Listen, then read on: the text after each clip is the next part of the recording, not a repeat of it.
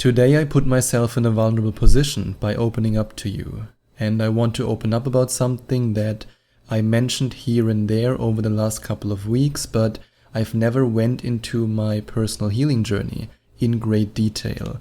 And now that I rediscover the teachings of Neville Goddard, now that I'm listening to all the material again, and now that I'm reading all the material again, it's so evident for me that without even being aware of it at the time, that I was using the law of assumption, the way that Neville Goddard teaches, to heal my body. Yes, I also followed other spiritual teachers during that time, and I especially did the meditations and also the week-long advanced retreat from Dr. Joe Dispenza. However, in the big picture, I can confidently say that I used the law of assumption to heal my body. And today I want to open up about the experiences that I had. I want to share very painful details with you about my past, about what I went through, and I also want to show you step by step how I used the law of assumption to heal my body. Even in times, or let's better say especially during times, when I was in despair, when I didn't want to continue anymore, when I was in so much pain that I actually asked the universe to finally let me go, if you know what that means. And before I'm going to share my very personal story with you, that while I'm sharing it, I might even get a little bit emotional, so please forgive me, but I've come a long way when it comes to my healing journey. Before I'm going to share all these details with you and also how I healed myself, I want to share a quote from Neville Goddard's Awakened Imagination that perfectly sums up what I went through back then and also the questions that I asked myself in the process. So here's what Neville Goddard says in Awakened Imagination. Suppose I am capable of acting with continuous imagination. That is, suppose I am capable of sustaining the feeling of my wish fulfilled. Will my assumption harden into fact? And if it does harden into fact, shall I, on reflection, find that my actions through the period of incubation have been reasonable? Is my imagination a power sufficient, not merely to assume the feeling of the wish fulfilled, but is it also of itself capable of incarnating the idea? After assuming that I am ready what I want to be, must I continually guide myself by reasonable ideas and actions in order to bring about the fulfillment of my assumption? Experience has convinced me that an assumption, though false if persisted in, will harden into fact, that continuous imagination is sufficient for all things, and all my reasonable plans and actions will never make up for my lack of continuous imagination. Persistent assumption of the wish fulfilled is the means of fulfilling the intention. As we control our inner talking, matching it to our fulfilled desires, we can lay aside all other processes. Then we simply act by clear imagination and intention. We imagine the wish fulfilled and carry on mental conversations from that premise. And this quote contains a lot of questions, and I also asked myself during that time a lot of questions, and believe me, I had so many dark nights of the soul. But before I'm going to dive into the different assumptions that I made about myself during this healing process, I want to share with you what happened to me. This was actually the beginning of my trauma healing journey. And for me, I had a very, you can say, turbulent past. I was born with a congenital heart defect. My twin brother died during birth, which was another trauma that I wasn't even aware of, or let's better say it, for a long time I didn't even think that this would ever be a trauma and that I would have to heal that. But if you've listened to my episode where I talk about my first Dr. Joe Dispenza week-long advanced retreat experience, then you already know that I also healed this trauma.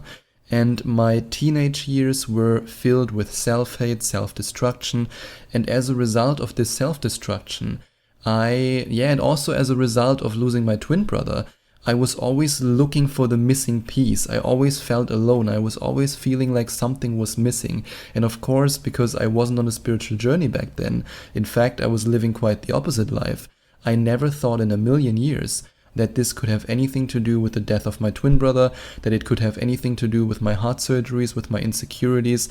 I was just blinded. I was living in a consciousness of fear, aggression, resentment, self-hate, and as a result, I was living, you can say I was living a very active bedroom life, if you know what I mean. I had a lot of different partners because I was always looking for that missing piece. I was always looking for the validation that I didn't allow myself to feel, that I couldn't feel for myself. I was always looking to be admired by others because I was never able to fully love myself and to fully admire myself. And then something happened that kickstarted my trauma healing journey, and the universe gave me an illness at a part in my body where the universe basically said, okay, you identify yourself with being, this great, amazing womanizer. Now we're gonna hit you literally right in these organs, because that's the way how you will finally listen and how you will finally get the chance, the opportunity, which I'm so thankful that I took this opportunity to heal yourself. Because let's face it, if I had a broken arm back then, I would have probably continued with the self-destruction after 1 or 2 weeks or 6 weeks or however long it takes to heal a broken arm. But what happened to me was that I had a cyst in my bladder that had to be removed. And it was at a very tricky spot. And after the surgery, I'm so grateful for my surgeon. He saved my life. I was at the right time in the right city. In fact, I was guided to live in this city before I actually had my first symptoms, where the best private clinic for exactly this surgery was. And that alone is just incredible how much guidance I received. And after the surgery, I wasn't allowed to touch myself down there, if you know what I mean, for several months. And I was in such an incredible pain. And that's not the fault of my surgeon, it just had to come that way. Nowadays, I'm so incredibly grateful that I went through this pain, but I had a lot of nerve damage after the surgery, and that even putting on underwear was painful. And I still remember how during the Christmas time, while I was alone in this country, I still remember how I was placing my finger on my belly, like on my lower belly where the bladder is in this area. And I was screaming in pain. You can't even imagine how painful that was. I've experienced pain in my life. I had several heart surgeries. I was born with a congenital heart defect, and I had my last heart surgery when I was 13. However, I honestly have to say that this pain was more intense than the pain I had after my heart surgery. It was just, undescribable basically. And during that time, my whole body deteriorated. My digestive system was messed up. Just everything was messed up. I don't even have words for it. Like, you can see I'm a little bit struggling right now while sharing this with you, because it makes me emotional thinking back to that time, because I really had moments where I was cutting vegetables with a knife and I thought to myself, okay, why don't I just ram it in my heart and get it over with? I saw at some point no hope anymore. And I had this nerve damage that basically, it made life a pain. I couldn't work out. I couldn't even walk properly. I couldn't even sit in a car without being in excruciating pain. I couldn't do anything. And my doctors were telling me, it's probably something you have to live with if it's not better until now. And that's when, thankfully, during that process, even before the surgery, I was guided to discovering spirituality. I was guided to the first Abraham Hicks video, to the first Dr. Joe Dispenza video. And then I dived deep into Neville Goddard and all the other teachers. And that's when I then, during this process, used the law of assumption. And I want to be honest right now, I didn't really follow Neville Goddard that much back then. I read everything, I listened to everything, but I'm more focused on the meditations of Dr. Joe Dispenza. However, what I now realize, looking back at it, is that I used the law of assumption during every step along the way. And actually, before I recorded this episode for you, while I made the outline, I was crying, and now I'm also getting tears in my eyes, because it's so incredible for me to see all the assumptions that I made during that time, and how it then eventually led me on that healing journey. And I had days and nights and even weeks where I didn't believe it anymore, where I was hopeless and helpless. The first time I used the law of assumption was that I assumed that my doctors were wrong and that I could heal my body. And don't get me wrong, back then that was the first stage. I never in a million years at that time said to myself, I assume I'm healed. Oh yeah, I assume I'm healed. And of course, that's the best case scenario that you should assume. If you assume your wish fulfilled, then the wish fulfilled will come to you in your physical reality. But I wasn't there yet. First of all, I had to believe, or let's better say assume. Back then I didn't really believe it yet, but I wanted to assume. I wanted to condition my subconscious mind to believe that there is a possibility that the doctors are wrong. So that was my first assumption. And keep in mind, I still had sleepless nights. I had nights where I was in so much pain that I couldn't do anything. I had dark nights of the soul. I had so much doubt, so much doubt. But I just continued on that journey. And during that healing journey, I actually slowly but steadily not only healed my body, but I also healed myself by sharing what I know with you. In the middle of my healing process, that's when I started the Affirmation to Manifestation podcast. In the middle of my healing journey, that's when I actually had these downloads from the universe, and where I woke up at 4 o'clock in the night and I just couldn't do anything but starting the project. And I think, if I remember it, I've never really shared that with you, that in the middle of my healing process, I actually started the Affirmation to Manifestation podcast. It was a way for me to express myself, a way for me to share this with you. And now that I look back at this time, I mean, now that the Affirmation to Manifestation podcast has grown into this big podcast with thousands of downloads every day, now I can honestly say it all makes sense. Back then I thought to myself, in the beginning, I thought, yeah, I'm sharing all these manifestation techniques here, but I'm still struggling. Why am I doing this? I mean, I felt a little bit like I wasn't supposed to share it yet with the world. But now I can honestly say it was the best decision I ever made. I mean, when I think about all the lives I've changed during the coaching sessions and how I changed my own life by coaching people through that process and by also continuing, and I truly believe that also during that process, sharing that with you helped me to continue on my own journey. So I'm just so grateful for how everything worked out. But anyway, let's continue with the second assumption. So first I assumed the doctors were wrong and that I could heal my body. Then the next step for me was to assume that there is divine timing and that the right ways of healing will come to me in the right moments. And that's something that I often heard Neville Goddard talk about. He also talked about the right universal timing, that it will come to you at the right time. So I said to myself, no matter if I will be healed with a mystical experience, no matter if I will be healed with certain supplements, no matter if I will be healed with alternative healers or with my body by controlling my energy centers, no matter how it will come to terms, no matter how the healing will find me, it will find me at the right time. And oh boy, it did. Because I made learning experiences during that time that are completely invaluable, that are absolutely invaluable. And now I'm getting really emotional now that I talk about this, but I also met my wonderful girlfriend at a time when I was not completely healed yet. And I still remember how I was insecure about my, how do I call it, bedroom performance.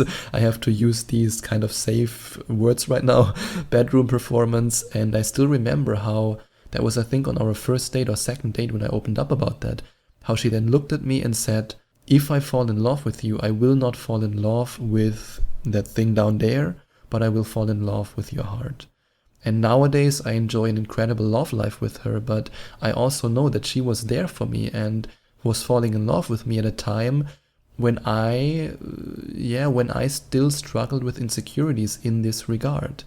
So yeah, I don't even know how I came up with that right now, but I just felt like sharing it with you. So anyway, let's continue with the next assumption. I assumed that if it gets a little bit better, it can heal all the way. And that was huge for me because I did a lot of things during that time, and especially something that I also teach my coaching clients, the brain and heart coherence, how Dr. Joe Dispenza teaches it. I had so many downloads, so many supplement ideas, so many coincidences of meeting the right people, meeting the right alternative healers, of controlling my energy centers in a way, controlling my energy, that over time it got better.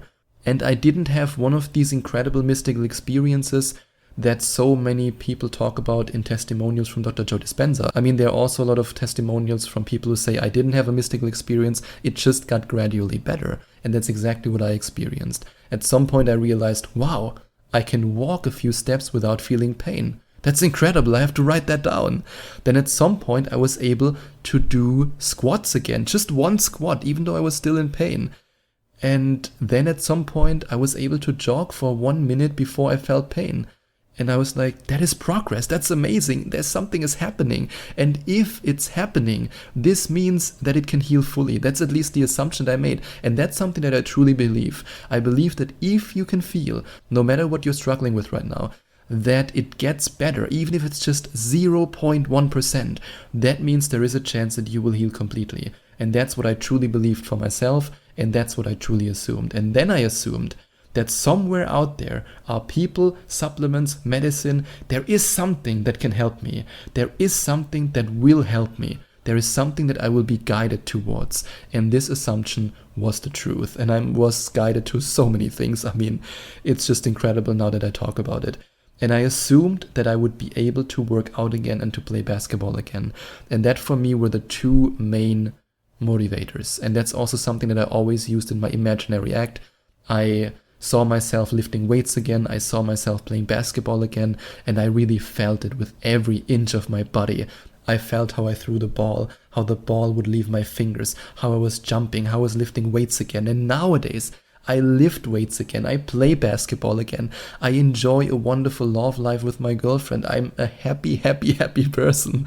And I'm actually really emotional and happy now that I talk about this, because there were times when I imagined it, but right afterwards I thought to myself, oh God, I will never hit the gym again. I will never play basketball again. And for me, that was incredibly important because I always enjoyed a very active life.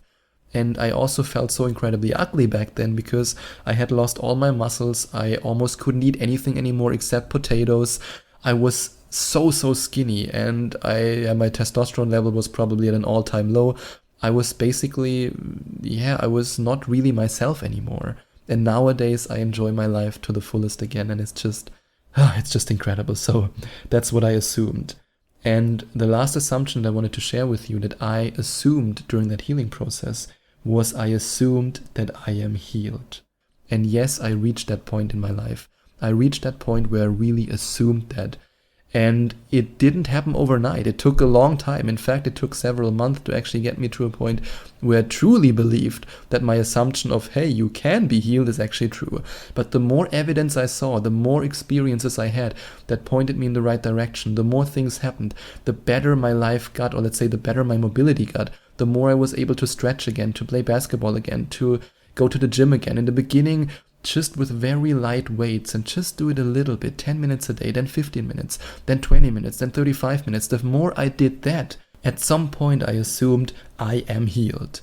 And I wanted to share this process with you because so many people struggle with that, no matter if they want to manifest health, wealth, or love, that they have to believe it 100% immediately. And that they have to assume I am healed, I am in a loving relationship, I am wealthy. If you can do it, that's great, that's awesome. But I just wanted to share my personal healing story with you so that you know that it took me a long time and many assumptions to actually get to that big assumption of I am healed. And no matter how long it takes you on your journey, I just want to remind you, don't ever give up. I didn't give up. I continue to use the law of assumption. And just like you, I'm a regular, normal human being. If I can do it, then you can do it too. And now that we're at the end of this quite long episode, I admit it, but I wanted to share my healing journey in full detail with you. And I wanted to open up with you. And I also wanted to show this vulnerable side that I haven't shared with you before, at least not in this great detail. Before I'm going to end this episode, I want to briefly mention that if you want to find out more about my 11 Days to Manifestation Mastery program that contains a lot of practical exercises, hypnosis, and also lectures, you can go to affirmationtomanifestation.com/11 days or click on the first link in the description. And if you want to find out more about manifestation coaching with me, I'm a certified coach, a certified law of attraction coach, and also a certified hypnotist. Then I invite you to go to affirmationtomanifestation.com/coaching or click on the second link in the description. And if you enjoyed watching this video, please send out some love to the YouTube universe by giving this video a big thumbs up. And I would also appreciate it if you would leave a comment in the comment section below and let me know what you think about my video. And don't forget to subscribe to my channel and to click on the notification bell so that you get notified whenever I release a new video for you.